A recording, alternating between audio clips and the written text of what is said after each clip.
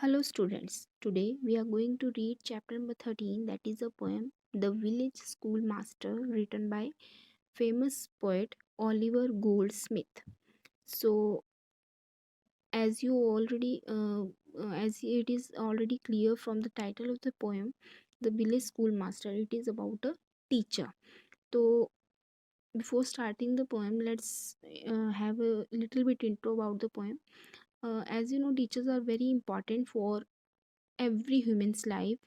So in this poem, the poet Goldsmith have described one of his school teachers, Thomas Paddy, who taught him in the village school. So now in this poem, he has described his, uh, you can say his nature and his qualities. So let's start the poem.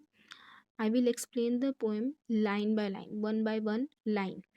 Beside yon straggling fence that skirts the way. Beside means किसी की side पर.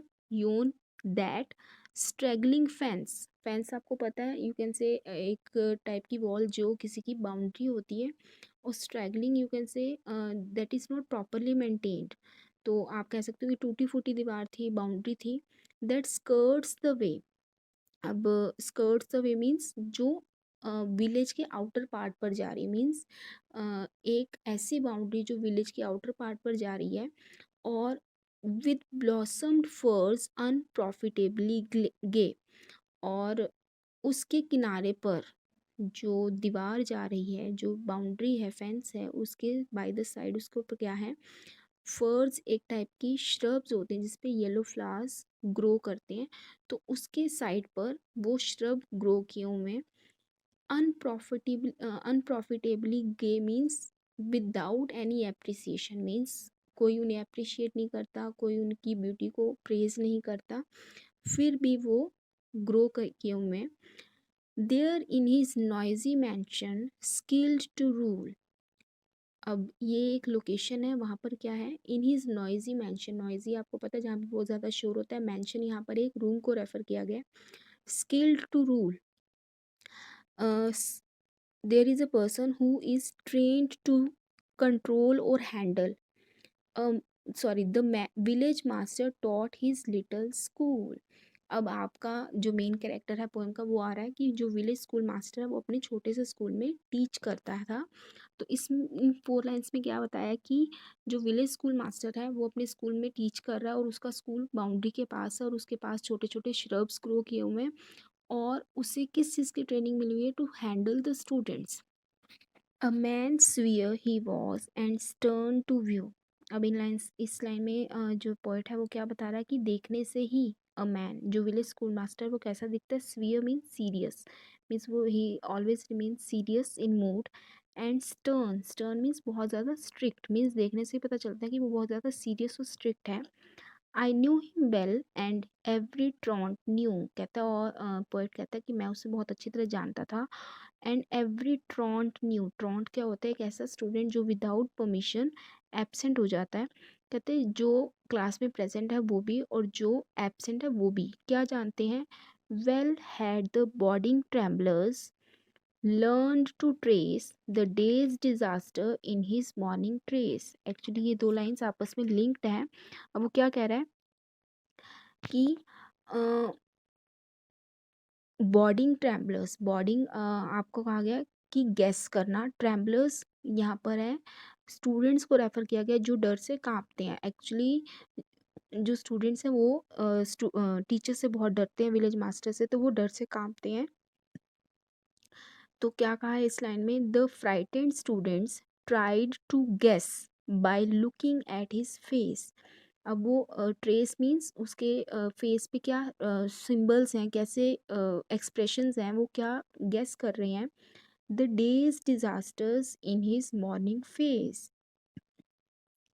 Days के जो disaster means आगे होने वाले गुस्से के बारे में वो गेस करते हैं उसके मॉर्निंग फेस में. मीन्स इन दो लाइन्स में क्या कह रहे हैं कि वो इतना सीरियस रहता है कि उसके मॉर्निंग में उसके फेस को देखकर, उसके फेस के मूड को देखकर, एक्सप्रेशन को देखकर जो बच्चे हैं वो गैस कर लेते हैं कि आज उनके साथ कितना बुरा होने वाला है. मीन्स आज टीचर का मूड अच्छा नहीं है तो आज हमें मार पड़ने वाली है, सो दैट ये चीज़ वो गैस कर लेते हैं। Full well they laughed with counterfeited glee at all his jokes, for many a joke had he. अब इन लाइन्स में वो क्या बता रहा है, पहले मैं सेकंड लाइन एक्सप्लेन कर रही हूँ। At all his jokes for many a joke had he. अब वो क्या कह रहे हैं कि जितने भी जोक्स जो टीचर है, विलेज मास्टर है, वो उन्हें सुनाता है। Full well they laugh with counterfeited glee. Counterfeited glee means दिखावे की खुशी। They pretend to laugh means जब भी जो विलेज मास्टर है वो, उसके पास बहुत सारे जोक्स हैं, तो जब वो सुनाता है, जब वो उन्हें जोक सुनाता है, तो जो स्टूडेंट्स हैं वो उसे दिखाने के लिए लाफ करते हैं। दे प्रिटेंड टू लाफ, वो दिखावे के लिए लाफ करते हैं, but actually they don't enjoy it. Means वो उसके स्ट्रिक्ट बिहेवियर से बहुत डरते हैं, और उन्हें लगता है कि अगर वो उसके जोक्स पे हंसेंगे नहीं, वो तब भी उन्हें पनिश करेगा। तो वो इस तरह से दिखावे के लिए उसके जोक्स पे हंसते हैं। Full well the busy whisper circling round conveyed the dismal tidings when he frowned. Frowned होता है जब फेस पर गुस्से के एक्सप्रेशन आते हैं, दैट इज कॉल्ड फ्राउन। कहते हैं जब उसके फेस पे गुस्से के एक्सप्रेशन आते हैं तो क्या होता है, full well the busy whisper means, full well the busy whisper, पूरे रूम में क्या होता है, बिजी हो जाता है पूरा रूम, किसमें, विस्परिंग में। मीन्स जो स्टूडेंट्स हैं वो लो वॉइस में बातें करना स्टार्ट कर देते हैं। सर्कलिंग राउंड, किस बारे में, क्या सर्कुलेट करते हैं। Conveyed the dismal tidings, dismal tidying का मीनिंग है सैड न्यूज़। मीन्स जब वो देखते हैं कि इसके फेस पे गुस्सा है, तो वो आपस में बातें करना शुरू करते हैं कि आज ये गुस्से में है। तो वो ये चीज़ कि they just alert the other one कि आज सर गुस्से में है, आज विलेज मास्टर गुस्से में है, तो चुप करके काम करो। तो ये चीज़ वो लो वॉइस में बातें करते हैं। Yet he was kind, or if severe in aught, the love he bore to learning was in fault. अब वो क्या कह रहा है कि although he was very kind, कि अभी आपको ये बताया कि वो सीरियस और स्ट्रिक्ट है, बट वो काइंड हार्टेड भी है। लेकिन और if severe in aught, aught means anything, अगर वो किसी चीज़ में सीरियस है, स्ट्रिक्ट है, वो किस चीज़ में है, the love he bore to learning was in fault, कि वो किस चीज़ में सीरियस है, दैट इज़ ये कह सकते हैं कि इट वॉज हिज फॉल्ट। उसका फॉल्ट क्या है कि उसको अपनी लर्निंग से, अपनी स्टडी से बहुत ज़्यादा प्यार है। मीन्स वो अपनी लर्निंग को लेकर, अपनी एजुकेशन को लेकर बहुत ज़्यादा स्ट्रिक्ट रहता है, तो वो एक्सपेक्ट करता है कि बच्चे भी उतने सीरियसनेस से पढ़ें। तो ये चीज़ उसकी बहुत ज़्यादा, एक नेगेटिव पॉइंट है कि वो बहुत ज़्यादा ऑब्सेस्ड है अपनी स्टडी को लेकर। तो हमने पेज नंबर 84 पे क्या रीड किया है कि फ़र्स्ट ऑफ ऑल स्कूल की लोकेशन, कि वो एक विलेज की बाउंड्री के पास है, जहाँ पर श्रब्स, फर्स, जो श्रब्स हैं येलो फ्लावर्स के साथ जो ग्रो करते हैं वो हैं। और उसके पास एक छोटा सा जो स्कूल है वो विलेज मास्टर रन कर रहा है। देखने से विलेज मास्टर जो है वो बहुत सीरियस और स्ट्रिक्ट दिखता है, और हर कोई ये जानता है कि उसके फेस से ही, मॉर्निंग में स्टूडेंट्स जो हैं उसके फेस से ही गैस कर लेते हैं कि उनका पूरा दिन कैसे बीतेगा, उसके मूड से। whenever he cracked a joke, whenever the village master कोई जोक सुनाता है, तो स्टूडेंट्स उसे दिखाने के लिए हंसते हैं, just because of out of fear. और जब वो गुस्सा करता है, जब उसके फेस पे गुस्से वाले एक्सप्रेशन आते हैं, तो पूरी क्लास में एक लोअर वॉइस में गॉसिपिंग स्टार्ट हो जाती है।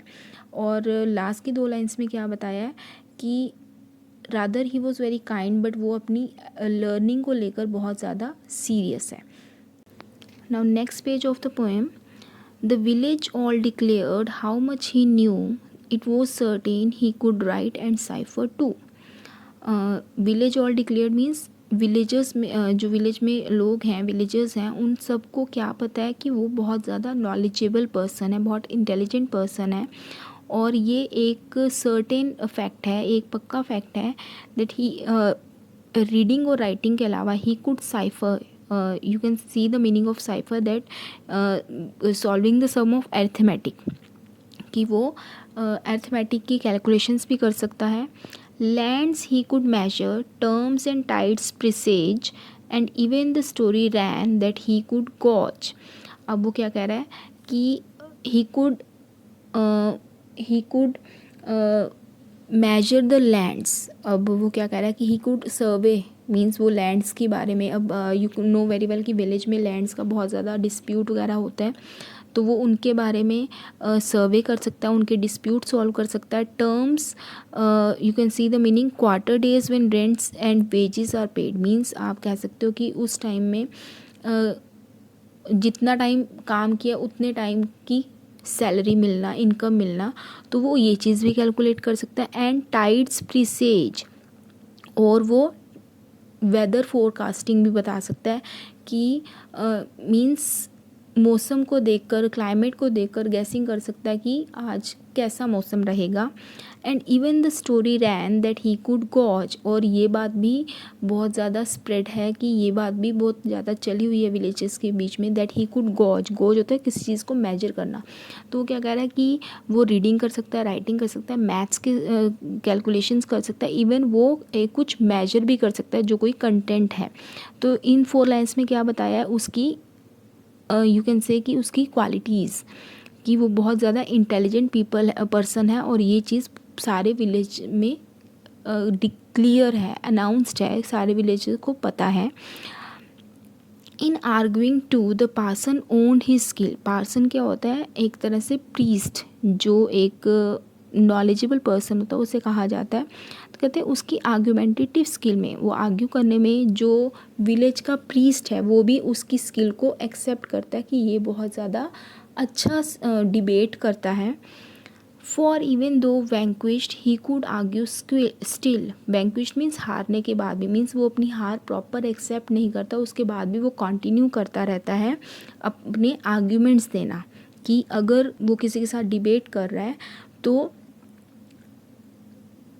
उसे लोगों को लगता है कि वो हार है, लेकिन उसके बाद भी वो अपने आर्ग्यूमेंट्स देना कंटिन्यू रखता है। While words of learned length and thundering sound, और कैसे कि बहुत बड़े बड़े फ्रेजेस यूज़ करके, बहुत बड़ी बड़ी बातें करके, thundering sound means loud sound के साथ वो अपने व्यूज़ प्रेजेंट करता है। Amazed the gazing rustics ranged around, और जो वो अपनी बातें रखता है, बड़ी बड़ी बातें लाउड वॉइस में, तो वो चीज़ अमेज मीन्स हैरान करती हैं। द गेजिंग, गेजिंग मीन्स जो देख रही हैं। रस्टिक्स जो विलेजर्स होते हैं। Ranked around, ranked around means जो उसके चारों, एक्चुअली वो जिसके साथ डिबेट कर रहा है उनके चारों ओर जो लोग विलेजर्स इकट्ठे हुए हैं वो अपने आर्ग्यूमेंट से उन्हें बहुत हैरान कर देता है। And still they gazed and still the wonder grew, और जो विलेजर्स हैं वो उसको देख रहे हैं, उसकी डिबेट को, उसके आर्गूमेंट्स को सुन रहे हैं, उसके कि कैसे वो अपने आइडियाज़ प्रेजेंट कर रहा है, और द वंडर ग्रू, और जो उनकी हैरानी है वो और ज़्यादा इंक्रीज़ हो रही है। क्यों? That one small head could carry all he new, और वो उनकी हैरानी किस बात पे इंक्रीज़ हो रही है कि इतने छोटे से दिमाग में इतनी सारी बातें कैसे आ जाती हैं। मीन्स वहाँ पर ये कहना चाहता है कि सारे ये बात एक्सेप्ट करते हैं कि वो बहुत ज़्यादा इंटेलिजेंट पर्सन है, उसको बहुत ज़्यादा हर एक चीज़ की नॉलेज है।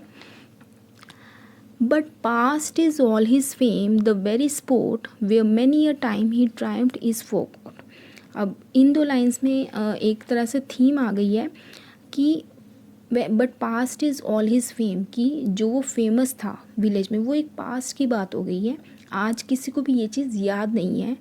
The very spot where many a time he triumphed is forgot, कि जिस प्लेस पर उसने अपने डिबेट्स को आर्ग्यूमेंट कर करके प्रेजेंट करके अपने आप को जीता था, वहीं पे उसे भूला जा चुका है। तो यहाँ पर वो क्या कह रहा है कि उस प्लेस पर जहाँ पे उसने अपनी आर्ग्यूमेंटेटिव स्किल्स बताई थी वहाँ पे हर कोई उसे भूल चुका है, किसी ने भी उसे याद नहीं करके रखा हुआ। तो वो कहना चाहता है कि जिस पर्सन ने विलेज के लोगों को, पीपल को इतना इन्फ्लुएंस किया, टीच किया, और अपनी आर्ग्यूमेंटेटिव स्किल्स से, अपनी क्वालिटीज़ से अमेज़ किया, सरप्राइज़ किया, वो वहाँ पर एक हिस्ट्री बनकर रह चुका है। तो यहाँ पर जो पोएट है वो पास्ट की बात कर रहा था कि उसका जो टीचर था वो ऐसे ऐसे था, लेकिन आज उसके टीचर के बारे में किसी को कोई भी बात याद नहीं है। वो इतना इंटेलिजेंट पर्सन था, हर कोई इस बात को एक्सेप्ट करता था, लेकिन आज उस पर्सन को किसी ने भी याद नहीं रखा हुआ। That has become he has become a history now. So this is the poem the village school master.